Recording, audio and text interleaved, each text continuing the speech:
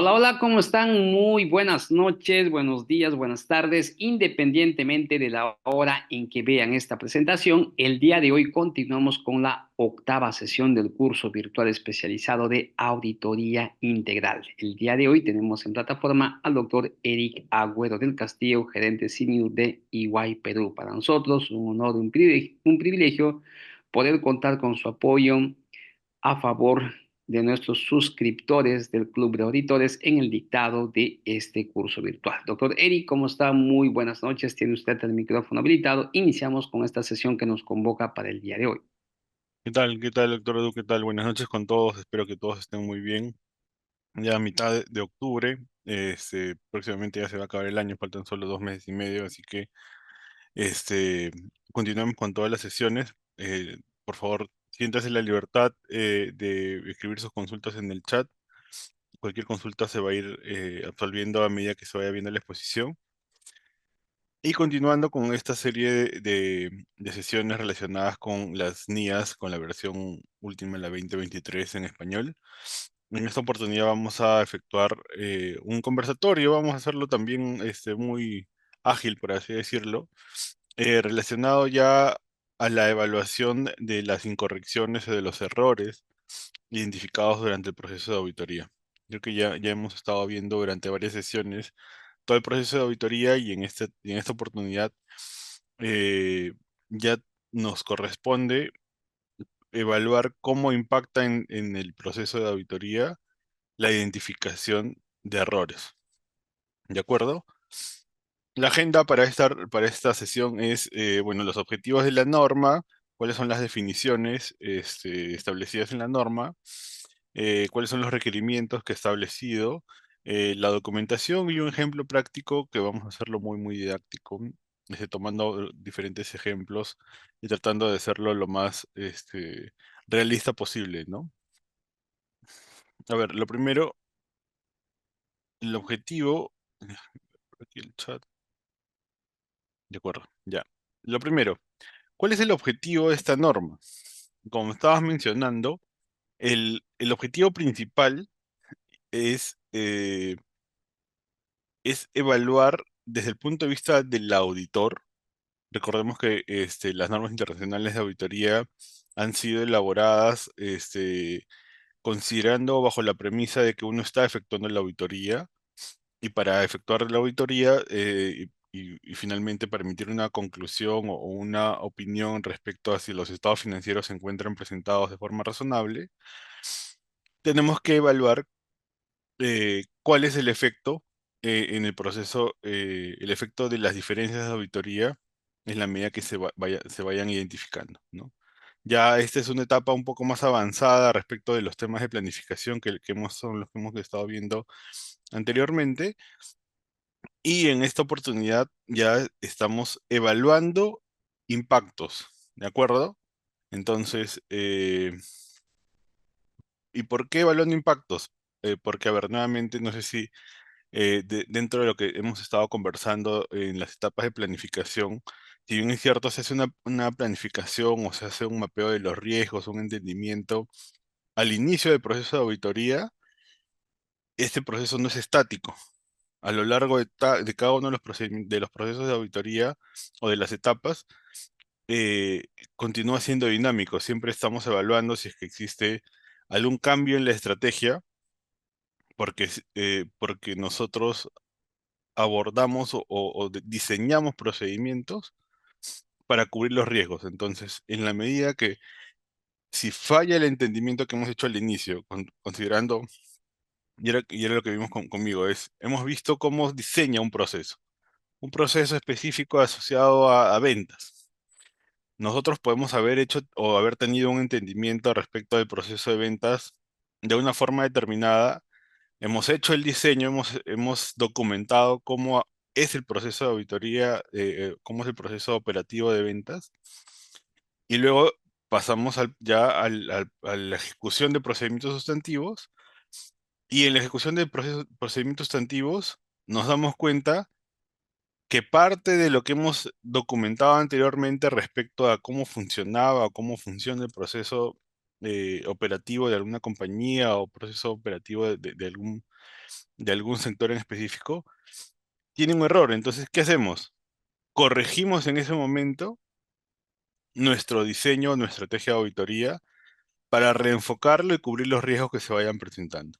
¿De acuerdo? Entonces, eso les tiene que quedar bastante claro. El proceso de auditoría no es un proceso estático, sino es un proceso dinámico, que en la medida que se va llevando cada uno de los procedimientos hasta llegar a la conclusión y posterior emisión de un informe o una opinión, eh, se tiene que ir evaluando cómo sería el posible impacto de cada una de las incorrecciones o errores que se vayan presentando en la medida que se va avanzando con la auditoría. Entonces, ese es el principal objetivo de esta norma de la NIA 450. Y también el segundo objetivo es evaluar el efecto o cómo impacta las incorrecciones no corregidas en los estados financieros. ¿Qué quiere decir? En castellano, por así decirlo, es. La primera parte es evaluar cómo impacta en el proceso de la auditoría los errores que se vayan identificando. Hasta ahí llegamos a una primera etapa en la que es identificación. ¿De acuerdo? Primero, siempre haces el procedimiento, identificas, o sea, hay un hallazgo. ¿De acuerdo? Haces un recálculo, haces algún procedimiento sustantivo y determinas un hallazgo. El hallazgo usualmente que se compone de algún papel de trabajo, se regresa hacia el cliente y se le pregunta, oye, mira, yo he hecho este procedimiento y se le describe cuál es el procedimiento que hemos efectuado y después se le pregunta hacia el cliente es el motivo de la diferencia. Usualmente se le denomina un hallazgo. Luego que hemos identificado un hallazgo, el cliente, mostrándonos los soportes necesarios, mostrándonos las evidencias que puedan tener, este hallazgo podría convertirse en una incorrección o en un error que se puede ir acumulando a lo largo de la auditoría. ¿De acuerdo? Entonces, la primera etapa es identificar. Identificamos hallazgos que se convierten en errores. Y la segunda parte, que también está establecida dentro de esta norma, es evaluar cómo esos errores, esos hallazgos que se convirtieron en errores que pueden o no haberse reconocido en los estados financieros impactan nuestro proceso de auditoría. ¿De acuerdo? Entonces,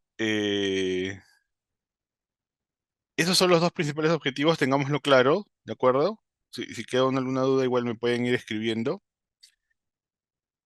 Y para esto se traen o se tratan algunas definiciones. ¿Cuáles son las definiciones establecidas en la norma? Van a ser dos principalmente, ¿de acuerdo? Una es las incorrecciones o errores, que son, perdóname, cuáles barras de... No, yo no veo ninguna barra, pero a ver. Entonces, las incorrecciones, ¿cuál es la definición de la norma? La definición es que una incorrección es una diferencia entre la cantidad, clasificación, presentación o revelación. ¿De acuerdo? O sea, consideren que aborda estas cuatro aristas.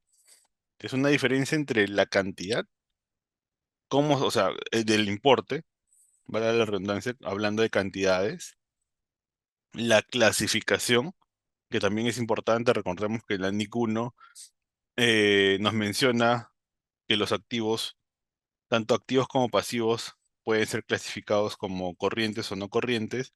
También hace una salvedad respecto a la presentación del estado de resultados.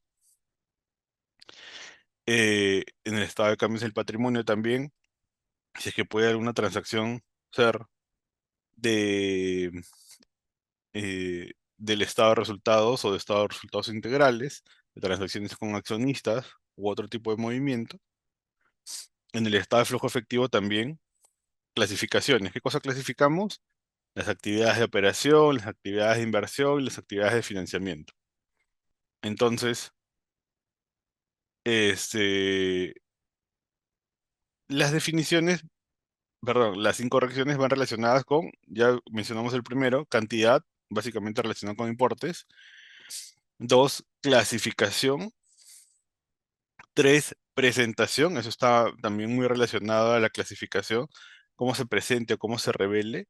Y cuatro, cómo se revela la información relacionada a cierto evento o cierta transacción.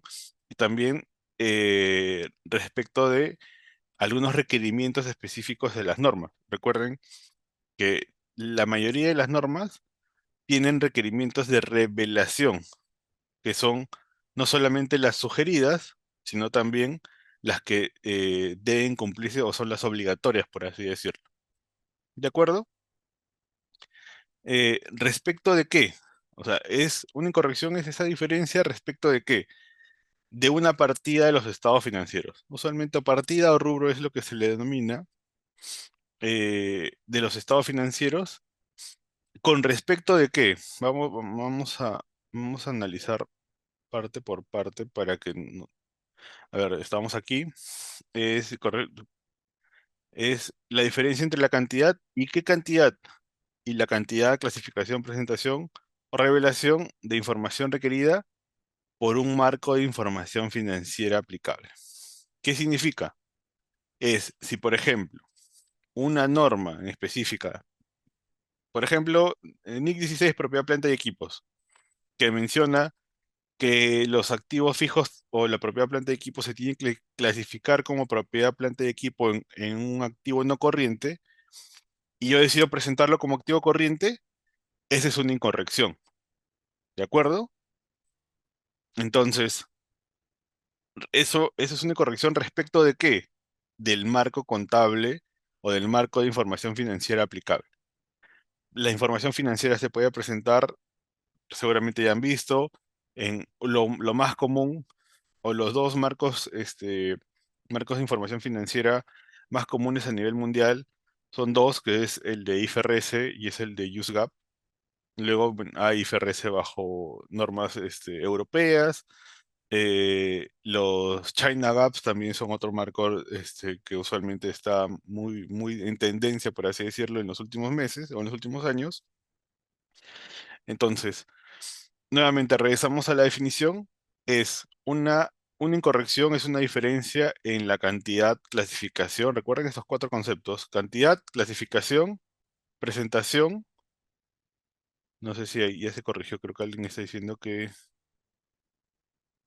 ¿cuáles rectángulos negros? No, no, yo no veo y la barra gris, así que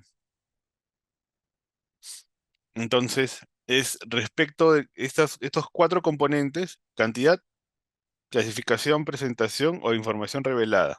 ¿Respecto de qué? Respecto del marco que menciona cómo se deben presentar, cómo se deben revelar, cómo se deben reconocer o cómo se deben clasificar. ¿De acuerdo? Entonces, ya partimos de esta definición y ahora seguimos a la siguiente al motivo, por así decirlo.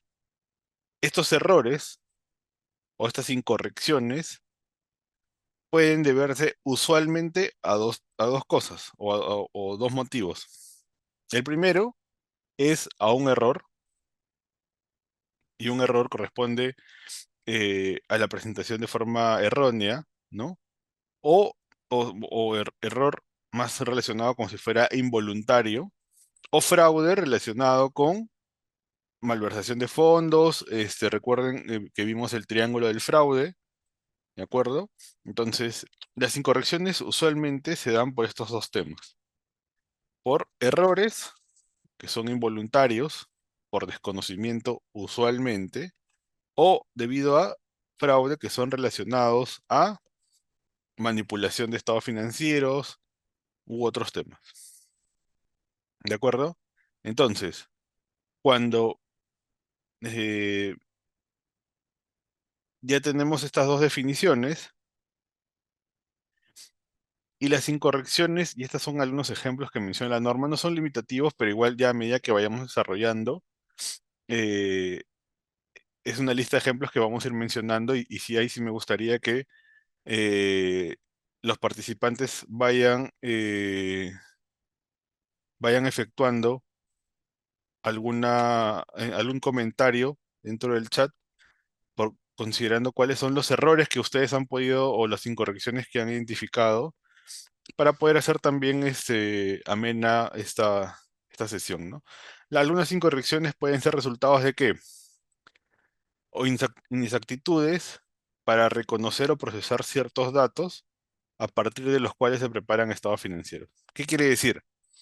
Es, si yo debí tomar para determinar la provisión de cuentas por cobrar comerciales bajo NIF 9, ¿no? La pérdida crediticia esperada, debí considerar el 100% de la población a una fecha determinada.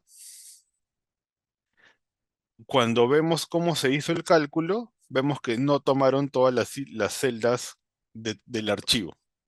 Entonces, ¿qué cosa hubo? Hubo un error en la exactitud de todos los datos necesarios para procesar cierta información. Y esto finalmente impacta, como mencionábamos, en cómo se ha determinado una provisión y por ende en la presentación o en la cantidad de la suficiencia de la provisión de cobranza dudosa en este caso. Otro ejemplo de incorrección podría ser la omisión de una cantidad o información a revelar, así como la de información inadecuada o incompleta. Por ejemplo, tenemos una transacción significativa. Creo que conversamos es que durante el periodo corriente se había efectuado la venta de un activo fijo significativo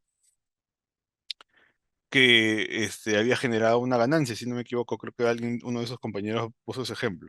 Entonces, si yo omito revelar esa información respecto de la ganancia y no pongo ninguna revelación, primero ese es como si fuera un incumplimiento de la norma, porque la NIC 16 sí te solicita o te requiere que cuando existen bajas de activo fijo, estas se revelen y cuánto se ha cobrado por la venta y por ende cuánto es lo que se ha ganado o se ha perdido en esa transacción.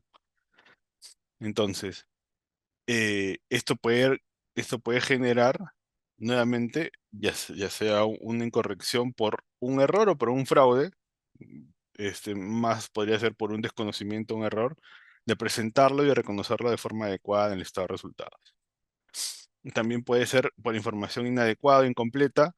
Supongamos que la compañía tiene una serie de terrenos en el que eh, vende uno de los terrenos y la revelación es insuficiente. Dice, la compañía vendió uno de sus terrenos, no sabes cuáles, ¿de acuerdo? Entonces va a depender también qué tan suficiente y eso entra en un tamiz con cuáles son los planes de la gerencia que también pueden tener, porque ellos también consideran, oye, si yo revelo o demasiada información dentro de mis estados financieros, puedo dejar de ser competitivo o mis competidores pueden leer esa información y no me es viable comercialmente, por ejemplo.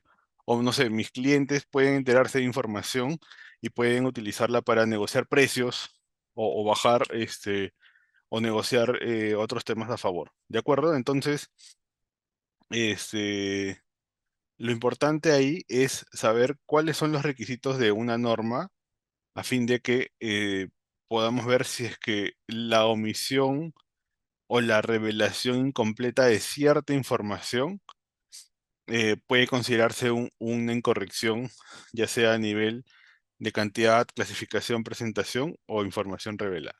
¿De acuerdo? Un tercer ejemplo, mientras les pido que continúen escribiendo en el chat cuáles son los hallazgos o errores que hayan podido identificar eh, ustedes, si es que ya han realizado algún proceso de auditoría o si es que han pasado por algún proceso de auditoría, cuáles son los errores que les han identificado. Otra de las incorrecciones pueden ser resultados de qué? De una estimación contable incorrecta por no considerar los hechos o no considerar una interpretación correcta de ciertos eventos. Por ejemplo, eh, una estimación contable en la que se requiera que no sé, las mercaderías que tengan más de 2 años de antigüedad o 2 años sin movimiento, tengan que reconocerse con una provisión del 100%. ¿De acuerdo? Entonces, para efectuar esa estimación, ¿qué cosa se necesita? Necesita la información de cuál fue el último movimiento de un detalle operativo. E imaginemos, y ha pasado, es que muchas de las compañías dicen, oye, yo no tengo ese reporte operativo, yo no lo construyo. Entonces, comienzo a armar cierta información y de otros reportes o de otros anexos y encuentran que hay muchos ítems o muchos SKU o muchos tipos de mercadería o propiedad o mercadería o materia prima que no tienen la columna de fecha. Entonces, y como a veces esta información se la solicita, o el auditor se la pide a una jefatura, la jefatura se lo pide a su coordinador, el coordinador se lo pide a un asistente, y el asistente lo termina haciendo con la información que conoce. Ah, identifica que hay un campo que no tiene todas las columnas y les pone la fecha más reciente. Entonces, pueden ser ítems que no hayan tenido movimiento hace más de 2 años, pero por no considerar correctamente cuál es la fecha correcta que se tiene que mostrar en ese reporte operativo, el cálculo de la estimación de desvalorización de existencias ha sido determinada incorrectamente. ¿De acuerdo? Entonces, ese es otro ejemplo. Vamos a ver si es que ya han estado escribiendo. A ver, muy bien, gracias Mayra por la participación. Dice, no considerar una estimación del resultado de un litigio con certeza de impacto en los estados.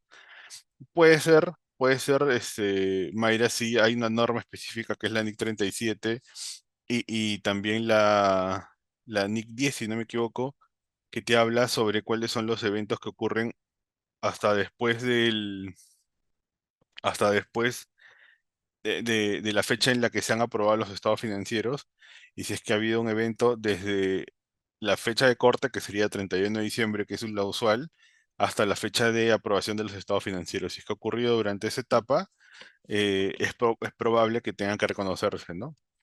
Y nuevamente ahí había que considerar cuáles son los eventos que una compañía ha considerado para determinar una estimación. Que usualmente una estimación siempre está muy sujeta a, a, a mucho juicio de parte de la gerencia y eso es lo que tiene que quedar documentado. Y ese justo es el siguiente punto, que son un error puede ser o una incorrección puede deberse a qué?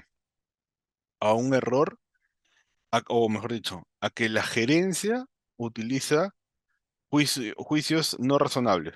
¿Qué quiere decir? Supongamos, es producto tiene una contingencia, tomando el caso que nos comenta Mayra, una compañía tiene una contingencia en la que usualmente el, el- el abogado externo o el abogado interno que lleva el caso comenta que el grado o la probabilidad de perder este proceso es mediano alto. Sin embargo, a pesar de tener la evidencia de parte del especialista, que en este caso sería ya sea el abogado interno o el externo, la gerencia decide corregir, por así decirlo, o cuantificar nuevamente o calificar nuevamente el grado de contingencia de un evento. Y al corregir nuevamente ese evento y no estar alineado a la evidencia que se puede tener respecto del especialista, es un juicio que ha aplicado la gerencia respecto de un tema que no es el razonable, no es el correcto. ¿No? Otro ejemplo de juicios de la gerencia utilizados que no sean razonables puede ser que la gerencia, supongamos, tiene una demanda o un proceso en el que está, lo están demandando